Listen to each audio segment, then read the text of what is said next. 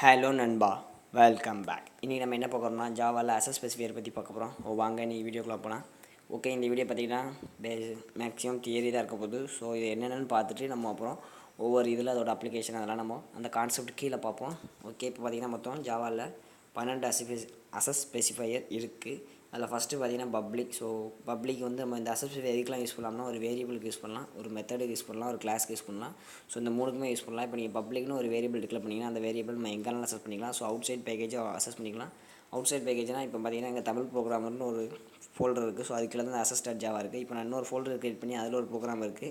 So அதில் வந்து இந்த அசஸ்ங்கிற ப்ரோக்ராமுக்கு அசஸ்ங்கிற கிளாஸுக்கு நான் ஆப்ஜெக்ட் கிரியேட் பண்ணி என்னால் அசஸ் பண்ண முடியும். நான் பப்ளிக்னு கொடுத்தா மட்டுமே, இல்லைனா வெளியோட பேக்கேஜால் அந்த பப்ளிக் இல்லைனா அசஸ் பண்ண முடியாது. ஸோ பப்ளிக்காக நம்ம எங்கேனாலும் அசஸ் பண்ணிக்கலாம், அதை எதுக்குனாலும் கொடுத்துக்கலாம். ரெண்டாவது பார்த்திங்கன்னா ப்ரைவேட்டு. ஸோ ப்ரைவேட் பார்த்திங்கன்னா நம்ம வந்து அதை மெத்தடுக்கும் வேரியபிள் தான் யூஸ் பண்ண முடியும், கிளாஸுக்கு ப்ரைவேட் கொடுக்க முடியாது. ஸோ மெத்தட் ப்ரைவேட்டாக கொடுத்தோம்னா பார்த்திங்கன்னா அதை வந்து ஆப்ஜெக்ட் யூஸ் பண்ணி அடுத்த கிளாஸில் அந்த மெத்தடை நம்மளால் அசஸ் பண்ண முடியாது ஆப்ஜெக்ட் யூஸ் பண்ணி. ஸோ அதை வந்து அந்த கிளாஸ்க்குள்ளே மட்டும் தான் நம்ம ப்ரைவேட்டாக யூஸ் பண்ணிக்க முடியும் அந்த மெத்தடை. அதே மாதிரி தான் வேரியபிளும். ஸோ வேரியபிள் கொடுத்திங்கன்னா அந்த கிளாஸ்க்குள்ளே மட்டும் நம்மளால் அந்த வேரியபிள் இதெல்லாம் அசஸ் பண்ண முடியும், வெளியே இருந்து அசஸ் பண்ண முடியாது. ஓகே, அடுத்தால பார்த்தீங்கன்னா ப்ரொடக்டடு. ஸோ அந்த ப்ரொடக்டட் பார்த்திங்கன்னா இன்ஹெரிட்டன்ஸ் கான்செப்ட் கீழே வரும். ஸோ நம்ம இப்போ ஒரு கிளாஸ் இருக்குன்னு ஒரு கிளாஸை இன்ஹெரிட் பண்ணுறோம்னா அப்போ எனக்கு வந்து ப்ரொடக்டடும் ப்ரைவேட்டும் சிமிலர் தான். ஆனால் என்ன செய்யலாம்னா இந்த கிளாஸ்க்குள்ளேயும் இந்த இன்ஹெரிட் பண்ண கிளாஸ்க்குள்ளேயும் மட்டும் நம்ம அசஸ் பண்ண முடியும், மற்றபடி வெளியே இருந்து அதை அசஸ் பண்ண முடியாது. ஸோ அந்த மாதிரி நேரத்தில் இந்த ப்ரொடக்டட் நம்மளுக்கு யூஸ் ஆகும். இது வந்து எதுக்கு யூஸ் ஆகும் பார்த்தீங்கன்னா எங்களாம்னா வேரியபிளுக்கும் மெத்தடுக்கும் கொடுத்துக்கலாம், கிளாஸுக்கு கொடுக்க முடியாது ப்ரொடக்டடை. ஓகே, அடுத்தால பார்த்தீங்கன்னா ஸ்டாட்டிக்கு. ஸோ ஸ்டாட்டிக் வந்து வேரியபிளுக்கு மெத்தடுக்கு கிளாஸுக்கு மூணுமே கொடுக்கலாம். ஸோ நம்ம வேரியபிள் மெத்தடும் பற்றி இந்த டைப் ஆஃப் வேரியபிள்ஸ் பற்றி பார்த்துட்டோம். இன்னும் கிளாஸுக்கு பார்க்கலாம். ஸோ கிளாஸுக்கு பார்த்தீங்கன்னா இன்னர் கிளாஸ்னு ஒரு கான்செப்ட் வரும். அதில் வந்து ஸ்டாட்டிக் கிளாஸை பற்றி பார்க்கும்போது பார்க்கலாம். ஓகே, அடுத்தால பார்த்தீங்கன்னா ஃபைனல். ஸோ ஃபைனல் பார்த்தீங்கன்னா அந்த மெத்தட் ஓவர்லோடிங் ஓவர் ரைடிங் அந்த இதில் வரும். ஸோ ஃபைனல் பார்த்தீங்கன்னா எங்கே யூஸ் பண்ணலாம்னா வேரியபிள், மெத்தடு, கிளாஸு. ஸோ வேரியபிளுக்கு யூஸ் பண்ணால் அது வந்து கான்ஸ்டன்ட் மாதிரி. இப்போ நீங்கள் C++ படிச்சிருந்தீங்கன்னா கான்ஸ்டன்ட் கீவேர்டு யூஸ் பண்ணியிருப்போம். ஸோ அந்த கீவேர்டு யூஸ் பண்ணோன்னா நம்ம வேல்யூ வந்து சேஞ்ச் பண்ண முடியாது. ஸோ அது மாதிரி தான் எங்கள் ஃபைனல் வேரியபிளுக்கு நம்ம யூஸ் பண்ணிங்கன்னா அது பார்த்திங்கன்னா சேஞ்ச் பண்ண முடியாது. இப்போ பார்த்திங்கன்னா நான் ஒரு எக்ஸாம்பிள் காமிக்கேன். Final int A equal to நான் இப்போ 20 டிக்ளேர் பண்ணிடுறேன். ஸோ அடுத்த லைனில் இப்போ நான் இதை ரன் பண்ணுறேன், நம்மளுக்கு எந்த பிரச்சனையும் இருக்காது. ஓகே, ரன் ஆகிட்டு இப்போ பார்த்திங்கன்னா நான் ஏவோட வேல்யூவை சேஞ்ச் பண்ண பார்க்குறேன். A equal to 30. இப்போ பார்த்தீங்கன்னா எனக்கு அவுட்புட்டில் எரர் வரும்.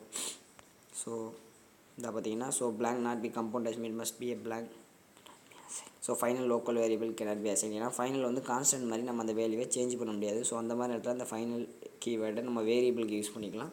ஸோ மெத்தடுக்கு யூஸ் பண்ணோம்னா அந்த ஓவர் ரைடிங் ஓவர்லோடிங் அந்த கான்செப்ட்டில் வரும். ஸோ கிளாஸுக்குன்னா அதுவும் நம்ம இன்ஹெரிட்டன்ஸ் கான்செப்டில் கீழே பார்க்கலாம். ஓகே, அடுத்தது அப்ஸ்ட்ராக்ட்டு.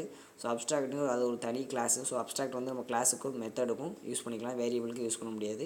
அது வந்து அப்ஸ்ட்ராக்ட் கிளாஸ் பற்றி பார்க்கும்போது நம்ம பார்க்கலாம். ஓகே, ஏழாவது பார்த்திங்கன்னா சிங்க்ரைஸ்டு வந்து த்ரெட்டிங் கான்செப்ட்டுக்குள்ளே வரும். இப்போ சிங்க்ரைஸ்டு வந்து எதுக்கெலாம் அசஸ் பண்ணலாம்னா ஒரு மெத்தடுக்கும் வேறு ஒரு சிங்க்ரைஸ்டு பிளாக் உண்டு. ஸோ மெத்தட்னா ஒன்றும் இல்லை, இப்போ நீங்கள் த்ரெட்டிங் கான்செப்ட் பற்றி ஓரளவுக்கு தெரிஞ்சிருக்கும். ஸோ தெரிலன்னா ஒரே நேரத்தில் அந்த த்ரெட்டு நிறைய இது அசஸ் பண்ணும்போது ஸோ நம்ம அதை வந்து ஒரு நேரத்தில் ஒரு த்ரெட் தான் அசஸ் பண்ணணும் அந்த ஃபங்க்ஷனை. அப்படிங்கும்போது நம்ம அந்த ஃபங்க்ஷனை சிங்க்ரைஸ்டாக கொடுக்கலாம், அந்த மாதிரி நேரத்தில் யூஸ் ஆகும். ஸோ நம்ம த்ரெட்டிங் கான்செப்ட் பார்க்கும்போது அதுக்கு பார்க்கலாம். ஓகே, அடுத்தால பார்த்தீங்கன்னா நேட்டிவ். ஸோ நேட்டிவ்னா என்னென்னா இப்போ நீங்கள் ஜாவா ப்ரோக்ராம் எழுதிங்க. ஸோ ஆனால் எனக்கு வேறு ஒரு ப்ரோக்ராம், அதாவது C++லேருந்து எனக்கு ப்ரோக்ராம் இதில் இன்க்ளூட் பண்ணணும்.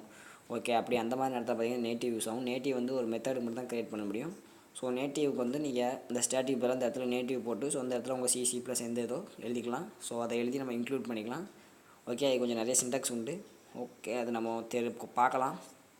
எனக்கு என்ன அவ்வளோவா தெரில நேட்டிவ் பற்றி, இன்னும் கொஞ்சம் ரிசர்ச் பண்ணணும். ஸோ பண்ணிவிட்டு நான் சொல்கிறேன்பா.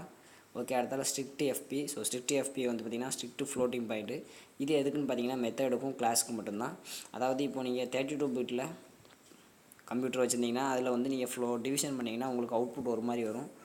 ஓகே, இப்போ ஒரு சாம்பிள் காமிக்கேன். system.out.println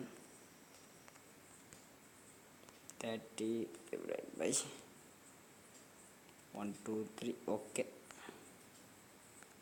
இதை நம்ம கிளியர் பண்ணிடலாம். இப்போ ரன் பண்ணுவோம். டபுள்எஸ் பைத்தான் ஞாபகத்தில் ஆஷ் போட்டேன். ஓகே, இப்போ ரன் பண்ணலாம். ஸோ ஓகே, சின்ன நம்பர் மாற்றி கொடுத்துட்டேண்ணா. 1 2 3 இந்த இடத்துல 30 கொடுக்கலாம். ஓகே, இப்போ ரன் பண்ணலாம். என்னடா ரவுண்டாக வருது, ஸோ ஃப்ளோட்டிங்காக வரலான்னு பார்ப்போம்னு நினச்சேன். ஓகே, இப்போ ரன் பண்ணி பார்ப்போம். ஓகே, இது ரவுண்ட் ஆகி தருது. ஸோ இப்போ பார்த்திங்கன்னா இதை நம்ம ஃப்ளோட்டாக மாற்றி பார்க்கலாம். டிவிஷன் வந்து நம்மளுக்கு வந்து இன்டிஜர் தான் ரிட்டர்ன் பண்ணும்.